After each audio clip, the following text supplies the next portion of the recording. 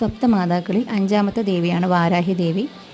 അഷ്ടലക്ഷ്മി സ്വരൂപമാണ് ദേവിക്ക്. അപ്പോൾ ദേവിയോട് നമ്മൾ എന്ത് ആഗ്രഹം വെച്ചാലും ദേവി നമുക്ക് സാധിച്ചു തരും. അപ്പോൾ തിഥികളിൽ പഞ്ചമി തിഥിയാണ് ദേവിക്ക് ഏറ്റവും പ്രാധാന്യമുള്ളത്. അപ്പോൾ പഞ്ചമി നാളിൽ ചെയ്യുന്ന ഒരു ഏറ്റവും പ്രധാനപ്പെട്ട വഴിപാടാണ് തേങ്ങാദീപ വഴിപാട്. നമുക്കിത് അമ്പലത്തിൽ ചെയ്യുന്നത് കൂടുതൽ നല്ലതാണ്.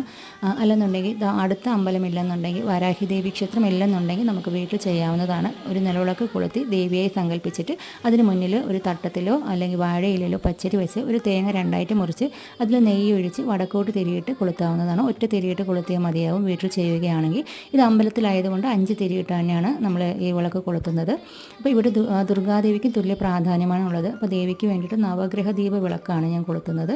ഇത് രണ്ടുമാണ് ഇവിടുത്തെ പ്രാധാന്യം, നവഗ്രഹ ദീപ വിളക്കും തേങ്ങാദീപ വിളക്കും. അപ്പോൾ ഒരു വിളക്ക് ഒന്നിന് 75 രൂപയാണ്. അപ്പോൾ ഞാൻ 2 എണ്ണം ചെയ്തിട്ടുണ്ടായിരുന്നു. വളരെ ചൈതന്യമുള്ള ദേവീക്ഷേത്രമാണ്. പേട്ട കല്ലുമൂടാണ് ഇത് സ്ഥിതി ചെയ്യുന്നത്, തിരുവനന്തപുരത്ത് പേട്ട.